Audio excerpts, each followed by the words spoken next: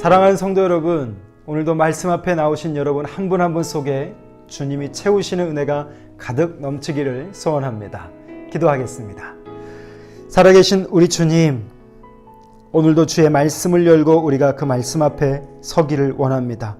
우리의 분주함을 뒤로하고 오늘 우리의 시간 속에 말씀하신 하나님을 들을 수 있는 귀를 허락하여 주시옵시고, 우리의 속사람이 점점 더 하나님과 친밀해지게 하시며 가까워지게 하셔서 그 말씀하시는 음성으로 그 음성을 듣고 나아갈 수 있는 귀한 시간 되게 해 주시옵소서. 예수님 이름으로 기도합니다. 아멘. 오늘의 말씀은 이사야 29장 1절에서 14절의 말씀인데요.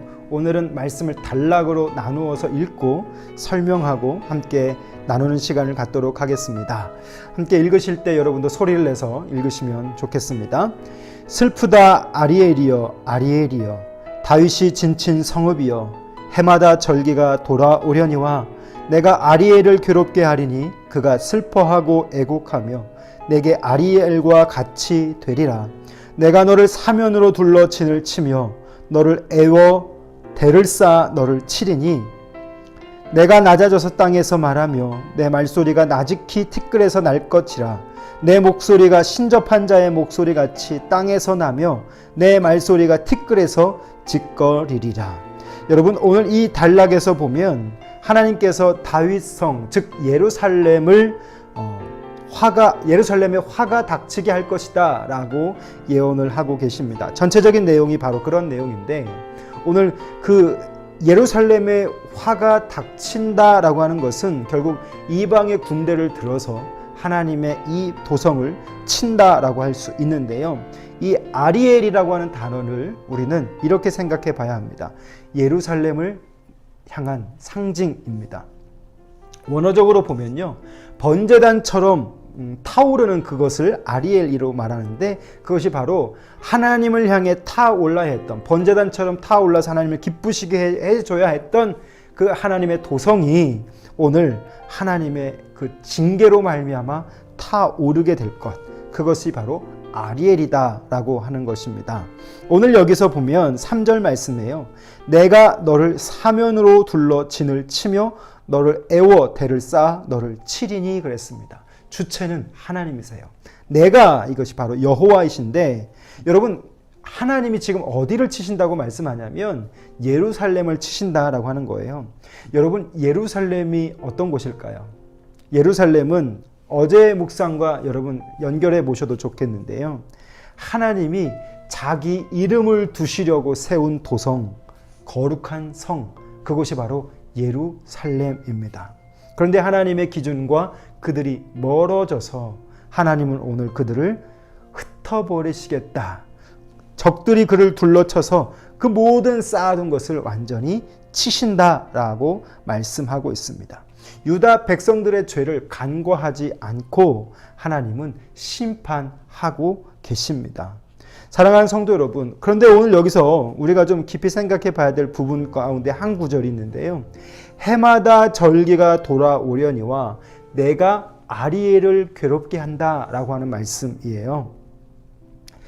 1절과 2절의 말씀에 이 말씀이 기록되어져 있는데, 이스라엘 속에는 많은 절기가 있었습니다. 그 절기의 목적은 백성들에게 베푸신 그 하나님의 은혜에 감사함으로 하나님을 높이는 것, 그것이 바로 절기인 것이죠. 하나님은 그것으로 영광을 받으시고 기뻐하시는 것, 그것이 바로 절기입니다. 그런데 오늘 하나님이 어느 정도까지 이들을 징계하고 심판하시겠다 말씀하시냐면, 해마다 반복되어지는 절기 속에 내가 너희들을 괴롭게 할 것이다 라고 말하고 있어요. 왜 이렇게 되었을까요? 해마다 돌아오는 절기, 유대인들의 많은 축제입니다. 그들 안에서 없어서는 안 될 너무도 중요한 의미 있는 날들입니다. 그 정해진 그날에 빠짐없이 하나님은 꼬박꼬박 하나님이 재앙을 내리시겠다. 저는 이 본문을 보면서 이런 생각을 해봅니다. 하나님이 왜 이들에게 이렇게까지 하시는가? 종교 지도자들과 백성들이 하나님을 높이고 하나님을 향한 마음을 쏟아놓고 그 하나님만 영광 돌리게 한 그 모든 절기 속에, 즉 하나님만이 주인이 되시는 그 날들 속에 형식만 존재하고 의미는 사라져버린 오늘 그런 날로 그들이 예배당을 밟는 문만, 그 발만 가득한 곳이 되어버렸기 때문에, 다시 말하면 하나님을 높이는데 실패하는 그들이었기 때문에 하나님은 그런 많은 날들이 의미가 없어지는 것이죠. 오늘 우리에게도 그런 날이 있죠. 하나님을 높이시기 위해서 오늘 우리가 예배도 하고 우리도 많은 절기를 드립니다. 신년 예배, 또 부활절, 성탄절, 여러 가지 많은 맥추절, 절기들을 우리가 많이 지키면서 주님 앞에 예배하는데, 그 예배의 절기와 목적과 의미를 오늘 우리는 한번 생각해 봐야 해요. 어제의 묵상 속에 여러분 다림줄 기억나시죠? 청량하는 모든 도구들, 그것으로 하나님이 우리를 흩어버리시겠다라고 말씀하셨는데, 오늘 이들은 어디서부터 멀어졌냐면 하나님을 높이는 것에서부터 종교 지도자들과 백성들이 멀어져 버렸기 때문에 하나님은 그 모든 절기마다 이제를 그들을 치겠다라고 말씀하고 있습니다. 사랑하는 성도 여러분, 우리는 왜 이 예배를 드려야 하고 우리는 왜 이 절기를 지키는 것일까요? 그것은 하나님이 기뻐하시기 때문입니다. 우리가 온전한 마음으로 그렇게 나아간다면 형식적이지 않은 예배를 통해서 하나님은 놀라운 은혜를 우리 가운데 허락해 주시는 것이죠. 또 하나님은 그런 우리를 기뻐하시는 것이죠. 그런데 어느덧 우리가 살다 보니 형식적인 예배, 형식적인 예물, 그리고 형식적인 마음으로 하나님 앞에 나와서 드리는 모든 절기는 하나님이 받지 않는다라고 하는 거예요. 예배를 늘 드리는 우리에게 준비되어지는 은혜가 필요할 줄 압니다. 날마다 내가 형식적이지 않고 회개로 날마다 정화되어져서 그 심령 위에 부으시는 은혜를 경험하는 것, 이것이 우리에게 가장 중요하지 않을까 싶습니다. 또 5절 말씀부터 한번 제가 읽어드릴게요. 그럴지라도 내 대적의 무리는 세미한 티끌 같겠고 강포한 자의 무리는 날려가는 겨 같으리니 그 일이 순식간에 갑자기 일어날 것이라. 만군의 여호와께서 우레와 지진과 큰 소리와 회오리 바람과 폭풍과 맹렬한 불꽃으로 그들을 징벌하실 것인즉 아리엘을 치는 열방의 무리 곧 아리엘과 그 요새를 쳐서 그를 곤고하게 하는 모든 자는 꿈같이 밤의 환상같이 되리니 줄인 자가 꿈에 먹었을지라도 깨면 그 속은 여전히 비고 목마른 자가 꿈에 마셨을지라도 깨면 곤비하며 그 속에 갈증이 있는 것 같이 시온산을 치는 열방의 무리와 그와 같으리라. 자, 오늘 여기에서는요 7절 말씀에서부터 보게 되면 이 말씀은요 비유적 표현이라고 할 수 있습니다. 치는 적들이 있어요. 근데 그 적들이 그 이스라엘 백성들을 치는데 마치 꿈을 꾸면서 먹는 것처럼, 저도 먹을 걸 좋아해서 꿈은 꿔보진 못했는데요.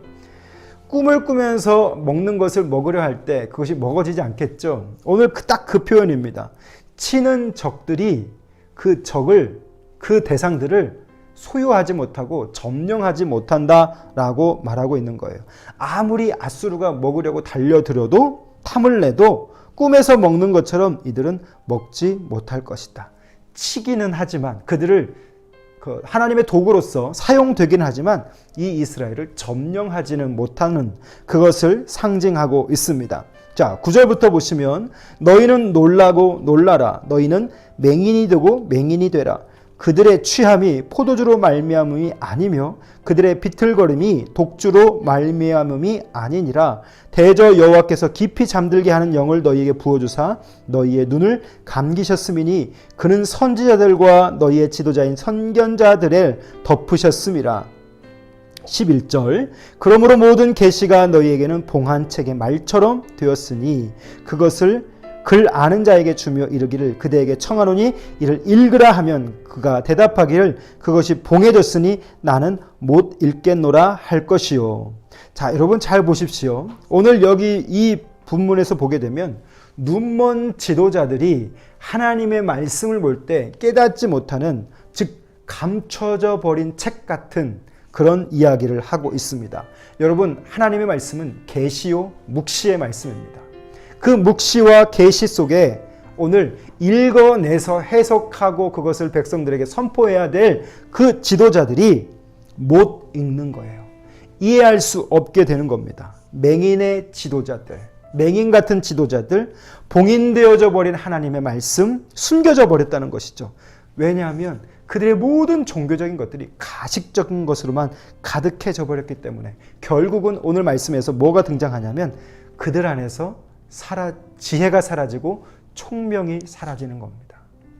사랑하는 성도 여러분, 오늘 말씀은요, 너희가 지금 하던 대로 계속 해봐라. 너희가 지금까지 행했던 모든 것 그대로 행해봐라. 그것을 거부하는 그 모든 것들 속에 너희들은 맹인같이 그리고 더욱 놀라운 일들이 경험되어질 것이다 라고 말하고 있습니다. 유다 백성들이 어떤 백성들입니까? 유다 백성들은요, 입술로는 하나님을 가까이 했지만 마음에서는 하나님이 멀어져 버린 자들입니다. 왜 이들이 멀어지게 되었을까요? 오늘 이것을 저는 여러분과 함께 생각해 보기를 바랍니다. 왜 이들이 하나님을 안다라고 말하는 자들이 이렇게 멀어지게 되었을까 생각해 보았을 때 저는 이런 정리를 했습니다.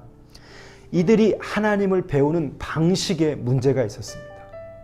이들이 하나님을 배우는 방식은 사람을 통해서 하나님을 배운다라고 했을 겁니다.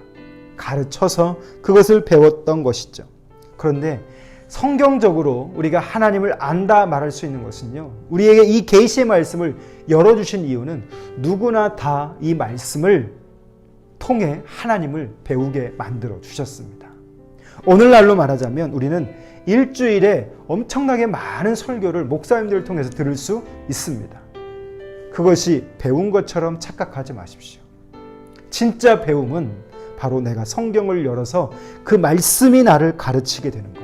그 말씀, 기록된 그 하나님의 말씀이 내게 적용되어지는 것. 그것이 우리가 이 시대에 하나님을 배우는 유일한 방식이 되어야 할 줄 압니다. 그래서 우리는 배우고 확신하는 자리까지 갈 수 있어야 돼요. 목사의 설교를 들은 것은요, 우리의 믿음이 아닙니다.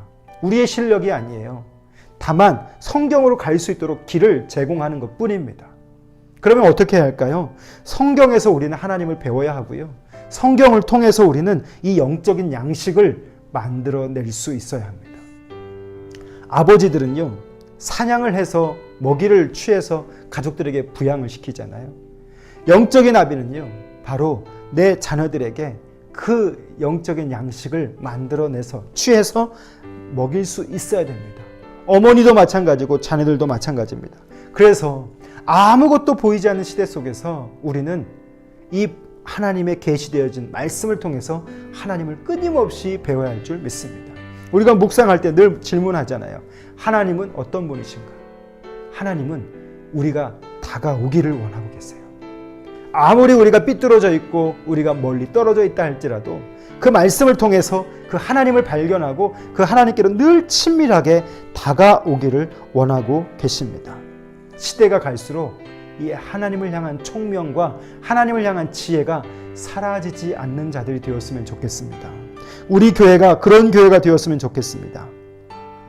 성경을 가까이 하지 않으면요, 우리 그리스도인들은요, 직무유기와도 같은 죄를 범하는 거예요. 그래서 오늘 우리는 날마다 이 복잡한 시대 속에서 묵상하기 위해서 이 수고를 하고 있습니다. 사랑하는 성도 여러분, 오늘 이 본문의 말씀 속에서 저는 적용점을 찾아보는데요, 우리가 어떤 상황, 무슨 상황 속에서도 성경을 가까이 하며 성경으로 우리가 새롭게 되어지는 삶이 될 수 있기를 소원합니다. 그러면 우리가 성경으로 새롭게 되기 위해서 나는 오늘 어떤 결정이 필요한가? 이것을 한번 생각해보는 이 시간이 되었으면 좋겠습니다. 성경은요, 생명입니다. 성경은요, 영원한 문으로 인도하는 안내자가 되어집니다. 오늘 이 말씀을 우리가 대하고 있는 것이 얼마나 큰 축복인지 몰라요. 오늘 여러분이 이 복잡한 시대 속에서 하나님을 높이는 방식을 성경에서 배우시고 하나님이 어떤 분이신지를 성경을 통해 배우셔서 그 영적인 양식으로 배불리 먹고 세상으로 나아가는 귀한 시간 될 수 있기를 주님의 이름으로 부탁드립니다. 기도하겠습니다.